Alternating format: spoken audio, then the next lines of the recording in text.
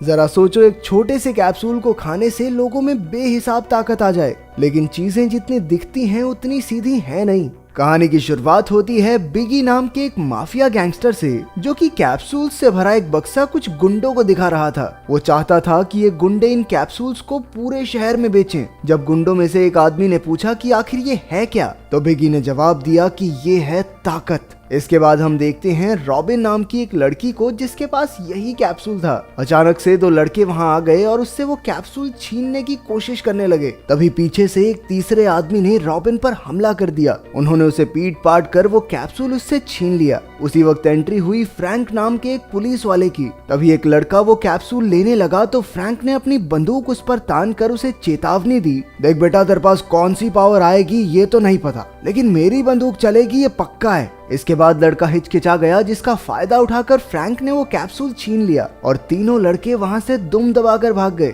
दरअसल फ्रैंक पहले से ही रॉबिन को जानता था और अक्सर उससे ये गोलियां खरीदा करता था, क्योंकि जब गुंडों के पास ताकत है तो पुलिस वालों के पास क्यों ना हो। इसके बाद हम देखते हैं आर्ट नाम के एक आदमी को, जो हाथ में बंदूक लिए किसी का दरवाजा खटखटा रहा था। जब न्यूट नाम के एक गुंडे ने बंदूक तान कर दरवाजा खोला तो आर्ट ने उससे कहा कि जाओ अपने बॉस को बता दो कि मेजर आया है। जैसे ही न्यूट कॉल करने गया तो आर्ट दरवाजा तोड़कर अंदर घुस आया। उस घर की हालत काफी बुरी थी और जगह जगह पर छेद थे। थोड़ी देर बाद वो न्यूट तक पहुंच गया और दोनों में हाथापाई शुरू हो गई। न्यूट फटाफट बाथरूम में छिप गया और बाहर उसका फोन बजने लगा, जिसे आर्ट ने उठा लिया। अंदर न्यूट ने एक ताकत वाला कैप्सूल निकाला और उसे निगल गया। एक ही पल में वो धधकती हुई आग का गोला बन गया। अपनी ताकत से उसने दरवाजा तोड़कर आर्ट पर हमला कर दिया। आर्ट ने भी बचते बचाते उस पर बंदूक से हमला किया, लेकिन उससे तो न्यूट की आग और तेज हो गई। वो जान बचाकर भागने लगा और न्यूट ने 3 और गोलियां एक साथ निगल ली।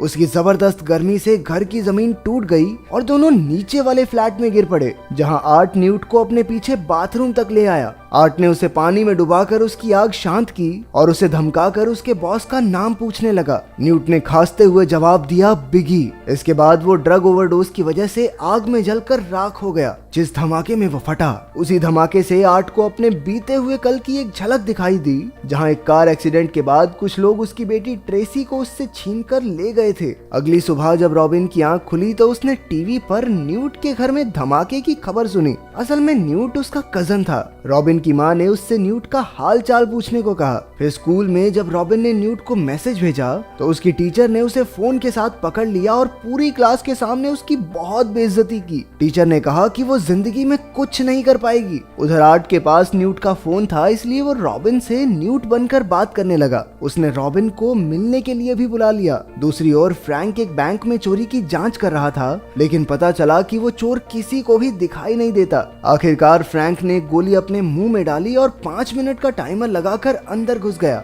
चोर वहीं मौजूद था और उसने भी गोली ले रखी थी। गोली की शक्ति से वो जिस भी चीज के पास खड़ा होता उसका रंग बिल्कुल वैसा ही हो जाता, ताकि कोई भी उसे देख ना सके। उसने फ्रैंक पर हमला किया और बैंक से भाग निकला। फ्रैंक भी उसका पीछा कर रहा था और वो चोर एक बस में चढ़ गया, लेकिन पैसों के बैग को खोलते ही अचानक उस पर गुलाबी रंग उड़ गया और अब उसके शरीर का आकार गुलाबी रंग में दिखाई दे रहा था। अब फ्रैंक के लिए उसे पकड़ना आसान था, लेकिन अचानक चोर ने उसके सर पर गोली मार दी। लेकिन जो गोली फ्रैंक ने खाई थी उसने उसे बुलेट प्रूफ बना दिया था। उस पर गोली का कोई असर नहीं हुआ और उसने उठकर चुटकियों में चोर की घंटी बजा दी। पुलिस स्टेशन में जब उसके सीनियर ऑफिसर ने पूछा, हाँ भैया, गोली तेरे सर पे लग के चपटी कैसे होगी? क्या ही मैन है क्या तू?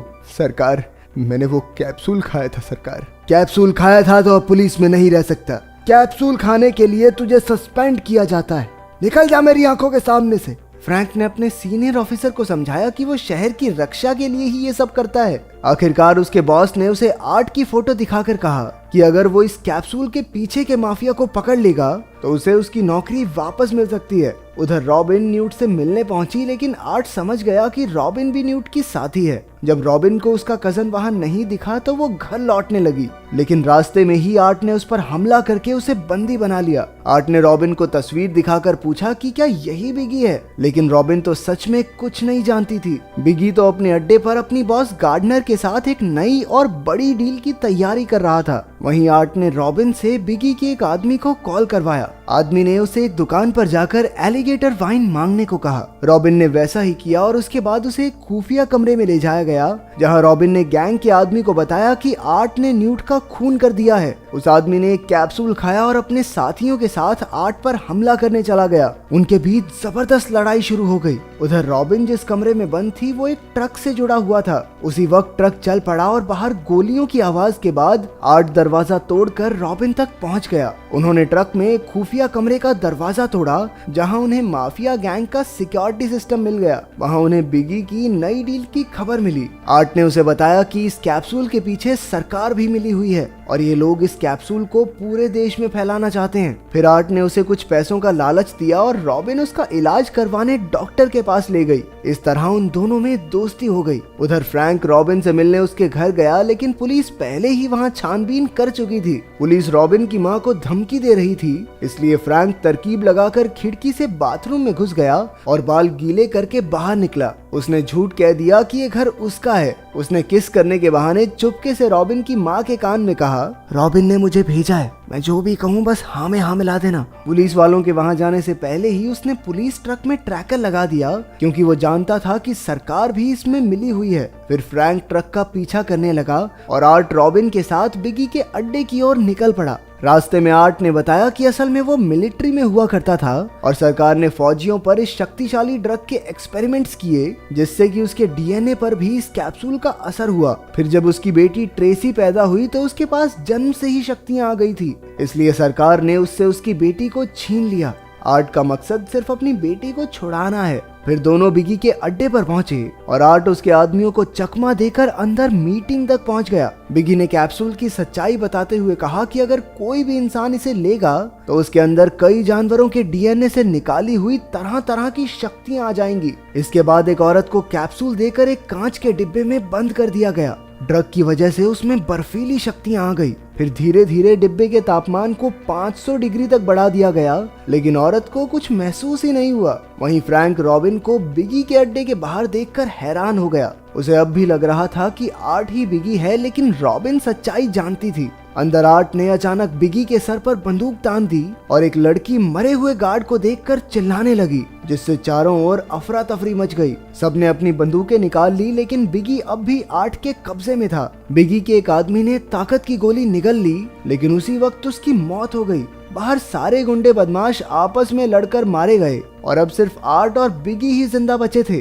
उसी वक्त फ्रैंक ने एंट्री लेकर आर्ट पर हमला कर दिया। इस मौके का फायदा उठाकर बिगी ने भी एक कैप्सूल निगल लिया और देखते ही देखते वो एक वहशी दरिंदे में बदल गया। ये देखकर आर्ट और फ्रैंक ने हाथ मिला लिया और आर्ट ने चारों तरफ मौजूद गैस टैंक्स खोल दिए। वहीं फ्रैंक ने थोड़े कैप्सूल्स चुरा लिए और दोनों बाहर आ गए। फिर फ्रैंक ने बंदूक से फायर किया, जिससे पूरे अड्डे में जबरदस्त धमाका हो गया और बिगी के तो चीथड़े उड़ गए। इसके बाद फ्रैंक और आर्ट ने रॉबिन को घर भेज दिया। फ्रैंक को अब भी आर्ट पर शक था, इसलिए वो उसे पुलिस स्टेशन ले जाने लगा, लेकिन आर्ट ने उसे बताया कि सबके सब मिले हुए हैं और अगर वो उसे पुलिस स्टेशन ले गया तो वो दोनों को पकड़ लेंगे, क्योंकि सरकार नहीं चाहती कि किसी भी तरीके से ये कैप्सूल सड़कों से खत्म हो जाए। सरकार इस कैप्सूल को आम इंसानों पर टेस्ट करके दुनिया पर कब्जा करना चाहती है। जब फ्रैंक को असलियत समझ आई तो उसने आर्ट से हाथ मिला लिया। कुछ देर बाद पुलिस ने उनकी गाड़ी को घेर लिया, लेकिन फ्रैंक तो जा चुका था। पुलिस आर्ट को कैद करके एक शिप में ले आई और फ्रैंक उसे बचाने आ पहुंचा। आर्ट को गार्डनर के सामने ले जाया गया, जो असल में इस सारे कांड की मास्टरमाइंड थी। वहीं रॉबिन को देखकर फ्रैंक गुस्सा हो गया, लेकिन वो तो बस उसकी मदद करने आई थी।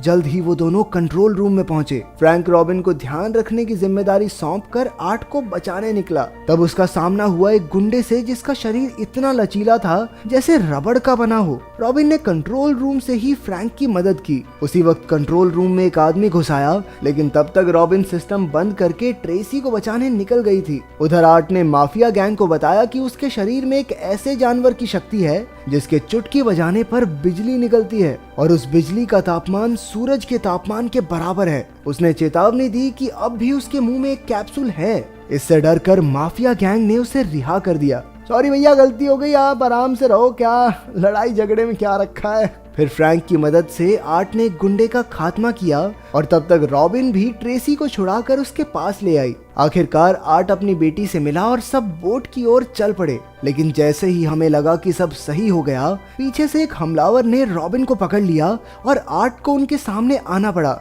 आखिरकार उसने गोली निगल ली और फिर शुरू हुआ उसकी शक्तियों का तांडव। उसके आसपास की हर चीज में धमाका हो गया। अंत में वो खुद भी जमीन पर गिर पड़ा। पता चलता है कि उसकी बेटी ट्रेसी के पास किसी भी जख्म को ठीक करने की ताकत है। उसने अपने पिता को ठीक किया और सब जान बचाकर वहां से निकल गए। बाद में फ्रैंक ने ये सारी कहानी दुनिया को बताई ताकि सरकार का पर्दा फाश हो सके। अगर तुम्हें मौका मिले तो क्या तुम इस कैप्सूल को ट्राई करोगे? कमेंट्स में जरूर बताना। मिलते हैं अगली वीडियो में।